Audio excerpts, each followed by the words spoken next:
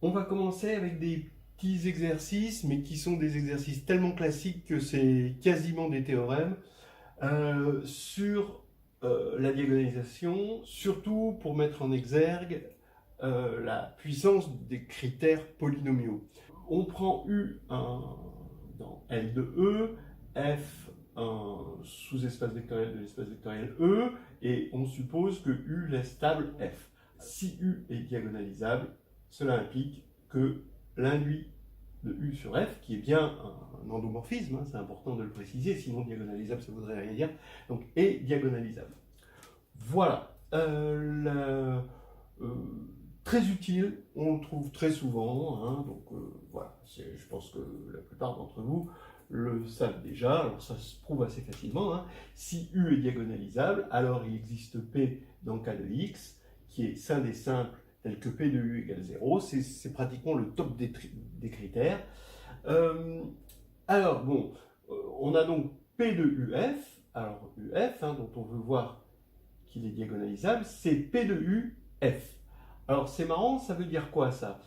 Ça veut dire que UF c'est un endomorphisme de F, on en prend le polynôme, en évaluant UF, et c'est pareil que si on prenait U comme endomorphisme de E, on regarde P de U comme endomorphisme de U, et là on regarde sa restriction, on l'induit sur F.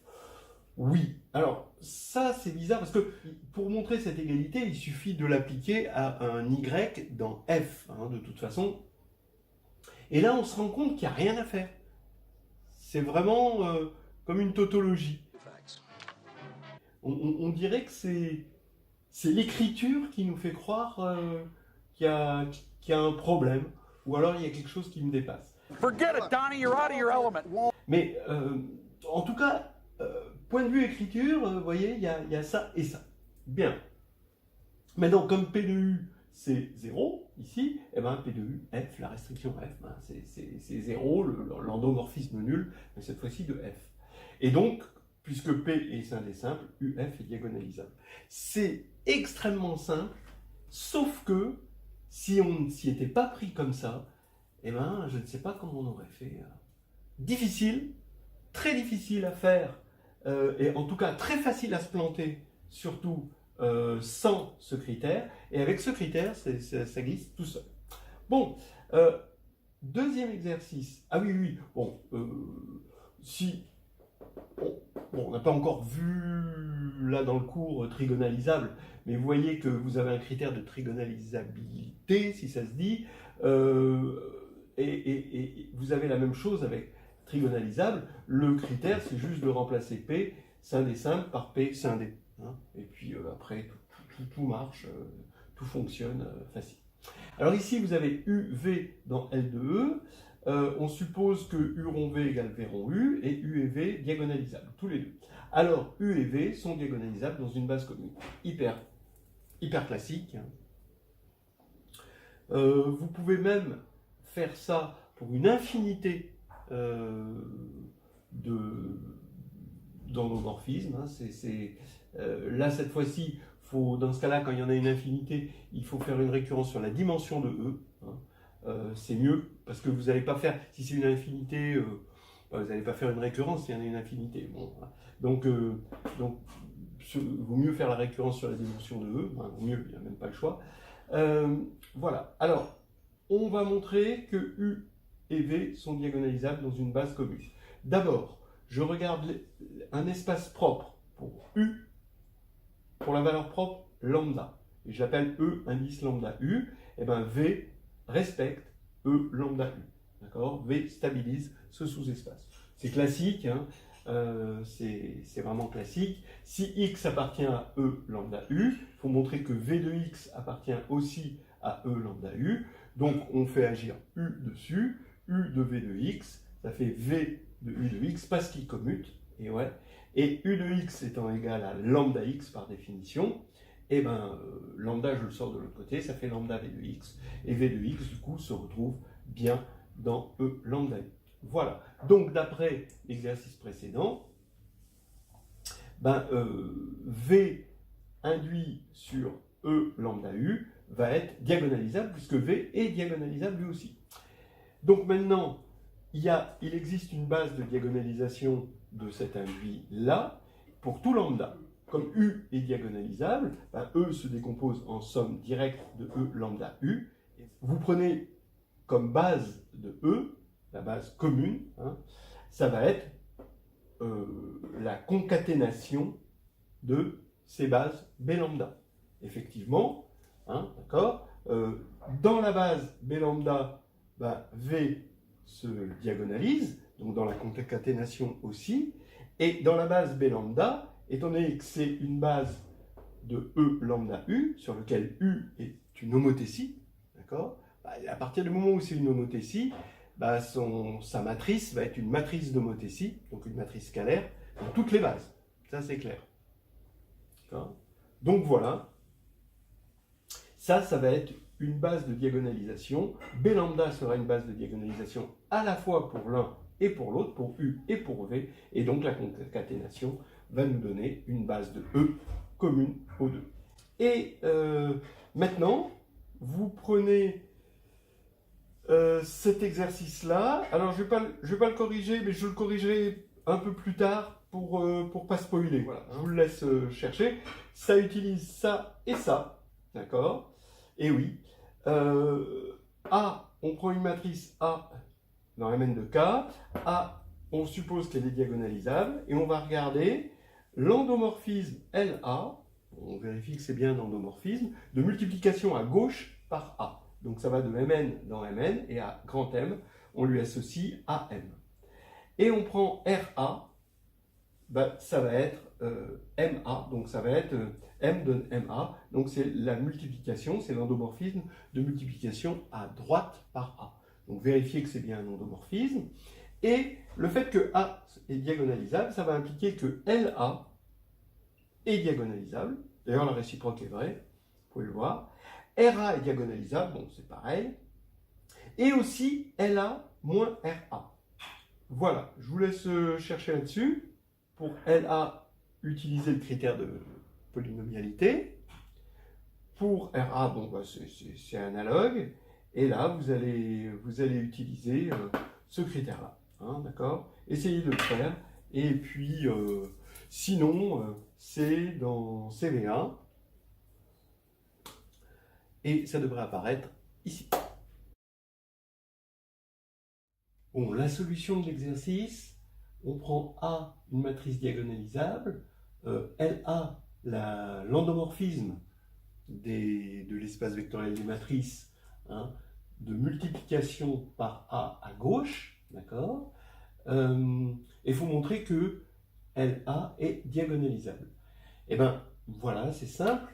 On va utiliser justement, c'est une application des polynômes encore d'endomorphisme et surtout la puissance, hein, des polynômes dans les critères de diagonalisabilité.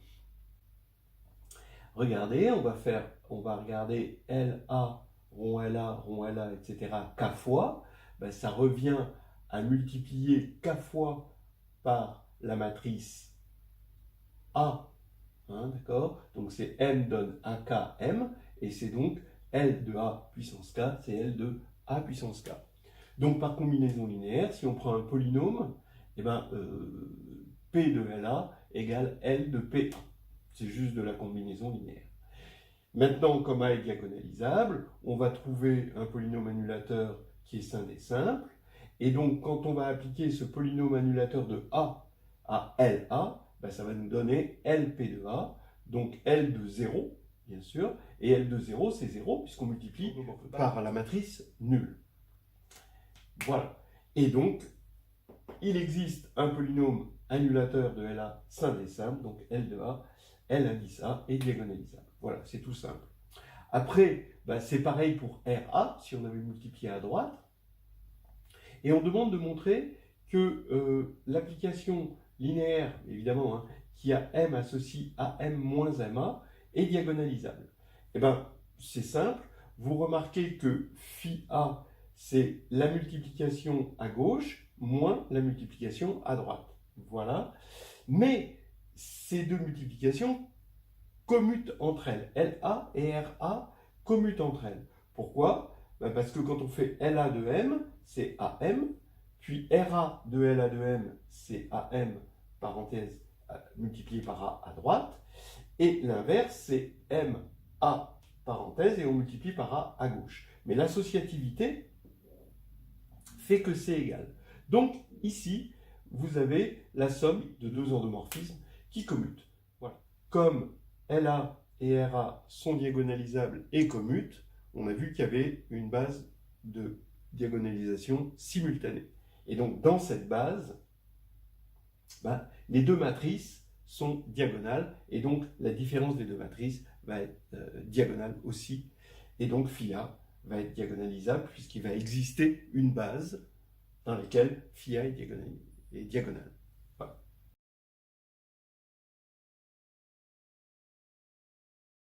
Alors, on va montrer des choses analogues à ce qu'on a démontré pour la diagonalisabilité avec la trigonalisabilité. Bon, le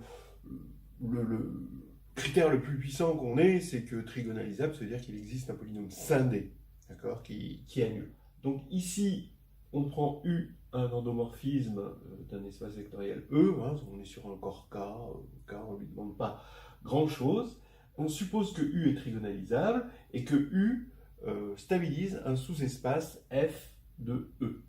Alors UF, l'induit, est trigonalisable. Alors pourquoi ça? Pareil, hein, on l'a dit d'ailleurs hein, tout à l'heure, si U est trigonalisable, alors il est annulé par un polynôme scindé, et le même polynôme ici va être annulateur de la restriction de U à F, qu'on appelle l'induit, parce que ça va de F dans F, et ça va être annulateur, et il est scindé, donc UF est trigonalisable. Vous voyez, le critère est vraiment très fort, comme on peut le constater. Alors maintenant, avec ça, on va continuer, hein, tout ce qu'on a fait sur la diagonalisation, soit U rond V égale V rond U, donc deux endomorphismes qui commutent, hein, voilà, et on suppose que U et V sont trigonalisables, on s'en doute, il va exister une base commune qui trigonalise U et V. Alors c'est un peu plus dur que pour la diagonalisation, et bon, là, ça vaut le coup de regarder cette preuve. Je ne sais pas si elle est bien ou pas bien, mais en même temps, elle va mélanger un petit peu les endomorphismes et les matrices. Les matrices, ça a quand même quelque chose de pratique, de très visuel. Alors, allons-y. Je vais prendre AU et AV, hein, qui sont deux matrices carrées de taille n, hein, et qui vont être les matrices, on va partir d'une base donnée de E. Alors, on va faire une récurrence, hein, de ce théorème, on fait la récurrence sur n. Pour n égale 1, évidemment, tout est trigonalisable dans toute base, donc, et même diagonalisable, donc il n'y a pas de problème pour n égale 1. Et puis ensuite, on va faire, évidemment, l'hérédité, donc on suppose que le théorème est vrai en dimension n-1. Alors, qui U est scindé, bien sûr, puisque U est trigonalisable. On va prendre lambda dans le spectre de U. Donc, oui, comme on est en dimension supérieure à 1, hein, on peut toujours trouver lambda racine de qui U. Ici, on va avoir V, comme pour la diagonalisation, V va stabiliser le sous-espace propre de U pour la valeur propre lambda, ce sous-espace propre qui est de dimension strictement supérieure à 0, hein, d'accord? Donc ça, on l'a vu, hein, parce que V et U commutent. Maintenant, ça veut dire que je vais pouvoir trouver une base de E qui commence par une base de ce sous-espace propre, et là, à U, on va voir que ça va être semblable, ou égal à une conjugaison près, si vous préférez, à la matrice lambda IM, évidemment, 0 ici, et puis ici, c'est quartier libre, et on a un bloc diagonal que je vais appeler BU. Et de la même manière, dans la même base, c'est important que ce soit une base commune, hein, dans la même base, AV, va être dans la même base, V, 0, là, et BV. Alors pourquoi une matrice V? À cause du fait que petit v stabilise ce sous-espace. Comme V stabilise ce sous-espace, on va avoir que des zéros ici. D'accord? Et on a un bloc diagonal BV. Alors, AU et AV, on sait qu'elles commutent, puisque U et V commutent. Donc, quand on va multiplier AU et AV, on arrive tout de suite visuellement à voir ce que ça donne au niveau des blocs diagonaux. Au niveau des blocs diagonaux, on va avoir lambda V et BU, BV. Ici, on ne peut pas le voir. Mais en même temps, ça tombe bien, on s'en fiche. Bon, maintenant, AV, AU, ça va être encore lambda V et BV, BU. Mais étant donné que AU et AV commutent, BU et BV commutent aussi. D'accord? Donc, maintenant, on sait encore autre chose, c'est que le polynôme caractéristique de AU, c'est x moins lambda puissance m, ici, fois le polynôme caractéristique de BU, et pareil, le polynôme caractéristique de AV, c'est qui V fois qui BV. Donc, qui BU divise qui AU, qui BV divise qui AV, bien sûr, et ce qui va faire que on va avoir ces deux matrices qui vont être trigonalisables, d'accord, puisque ça divise, et donc c'est scindé. Je vous rappelle tout de même, quand même, je ne le dis pas à chaque fois, mais c'est quand même important, que le théorème fondamental de l'arithmétique est derrière, il est caché derrière, regardez, ça c'est scindé, ce polynôme il est scindé, et je veux montrer que ce polynôme est scindé. Ben oui, mais comme lui divise lui, quand on va le décomposer en facteur premier, en polynôme irréductible, d'accord, la décomposition, ici, vu qu'elle divise, ça va être la même décomposition que lui, mais avec éventuellement des multiplicités inférieures. Donc ça va être scindé. D'accord? Voilà. Donc ça, c'est peut-être pas mauvais de le rappeler. Voilà. Donc maintenant, on a dit que ces BU, BV sont trigonalisables. BU, BV, on a dit qu'elles commutent. Donc, c'est cotrigonalisable par récurrence. Ça, c'est l'hypothèse de récurrence. Ce qui veut dire que BU et BV vont s'écrire dans des bases communes. Donc, c'est-à-dire, je vais créer maintenant un changement de base. Je vais l'appeler Q2. Ça, c'est ma nouvelle base qui va trigonaliser à la fois BU et BV. Donc ici, j'écris Q2. Je vais appeler Q1, ça va être le changement de base qui va trigonaliser V, parce que, peut-être que je ne l'ai pas dit, mais qui V, il divise qui AV, donc qui V est également trigonalisable. On n'a pas besoin de... Oui, c'est co-trigonalisable avec ça, mais lui, c'est diagonal dans toute base, donc lui, il ne pose pas de problème, c'est une matrice d'homothétie. Voilà. Et donc, je peux appeler Q1 une matrice de passage qui va trigonaliser la matrice V. Je monte Q1 et Q2 en une seule matrice diagonale par bloc, ici. Donc ça va faire ma nouvelle matrice de passage. Et là, je conjugue par cette matrice-là la première matrice ici, donc lambda IM 0 truc et BU, et évidemment le calcul par bloc. Ici, Q1, lambda IM, Q1-1, ça va être lambda IM, donc là il n'y a pas de problème, parce que une matrice d'homothétie, ça commute. Q2, BU, Q2-1, ça va être ma matrice triangulaire. Donc vous voyez qu'ici, vous avez une matrice diagonale et une matrice triangulaire, donc globalement, c'est triangulaire. Maintenant, vous faites pareil avec la même, attention, il y a le commune, donc il faut que ce soit avec la même matrice ici, que vous conjuguez, mais pour celle-ci maintenant, V0 étoile BV, et par définition de Q1, la conjugaison de Q1 sur V, rend la matrice triangulaire, et par définition de Q2, la conjugaison de Q2 sur BV la rend triangulaire. Donc on voit bien qu'on a trouvé une base commune qui passait de AU à V sur ces deux matrices, et encore un changement de base commun qui faisait passer de ces deux matrices vers ces deux matrices. Donc globalement, par récurrence, on a montré que U et V étaient trigonalisables dans une même base. Voilà. Maintenant, on va voir tout de suite une petite application de ça. Alors, avant de faire cette petite application, une remarque, hein, évidemment, je ne l'avais pas dit, mais ça, c'est quelque chose de très connu, très utilisé. Si A est trigonalisable, et A donc, va être semblable à une matrice triangulaire, là, j'ai écrit lambda 1, lambda n, la diagonale de cette matrice triangulaire.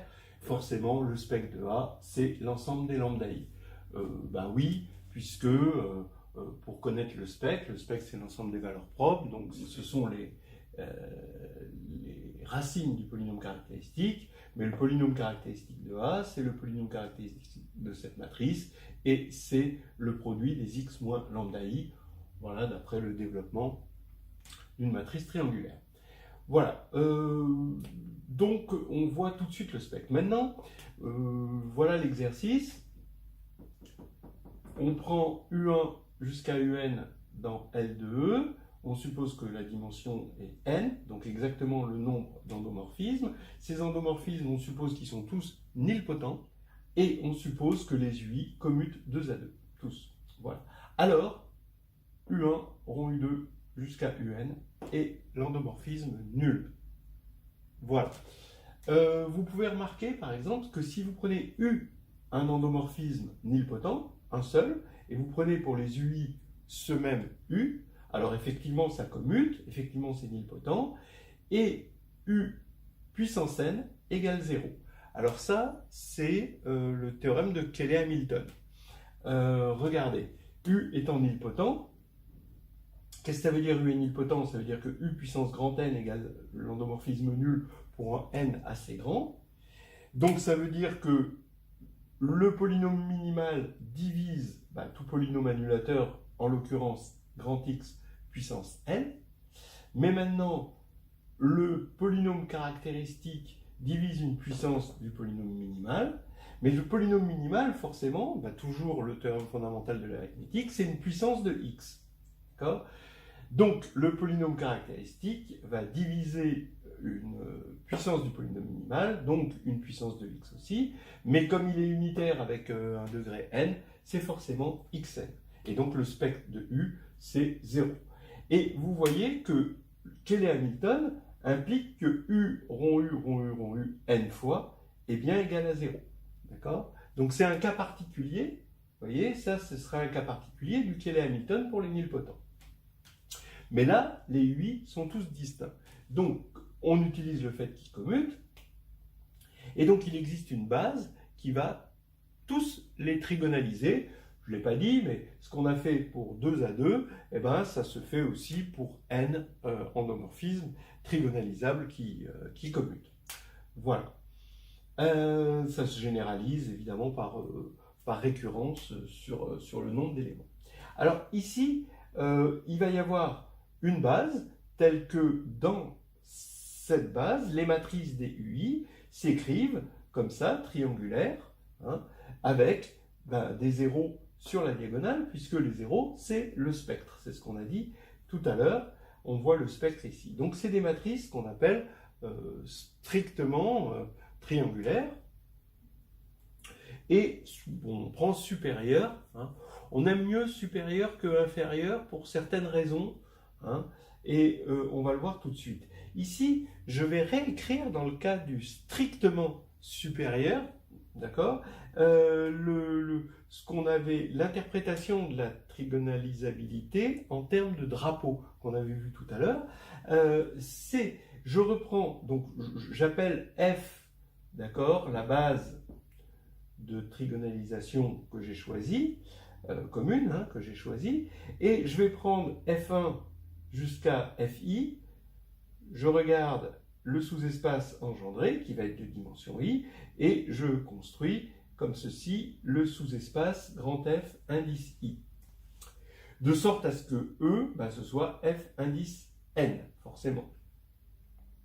Eh bien, ce que j'affirme, c'est que UK de FI, qui, dans le cas triangulaire tout court, était inclus dans FI, d'accord? C'est comme ça qu'on avait, ça avait été notre critère géométrique de trigonalisabilité, hein, voilà. Mais là, comme c'est strictement, d'accord, vous voyez bien que FI, grand FI, qui est engendré par les I premiers vecteurs, là, il va s'envoyer par tout U, hein, tout UK, sur FI-1. D'accord? Donc c'est ce que nous dit la matrice. Donc ici, donc effectivement, hein, F1 va vers 0, F2 s'envoie sur la droite engendrée par F1, F3 s'envoie sur la droite engendrée par F1 et F2, etc. Donc ici, vous avez ceci. Alors ça, c'est important. Et maintenant, quand vous allez calculer U1 rond UN de E, mais E, c'est Fn, donc UN de Fn va aller dans Fn-1. Ensuite, vous allez faire UN-1 de Fn-1, ça va aller vers UN-2. Et par récurrence, comme il y en a n exactement, vous allez arriver à la fin à 0. Voilà. Ce qui va faire que U1 rond U2 jusqu'à rond UN, ce sera l'endomorphisme nul. Et on a montré le petit exercice qui est assez agréable. Voilà.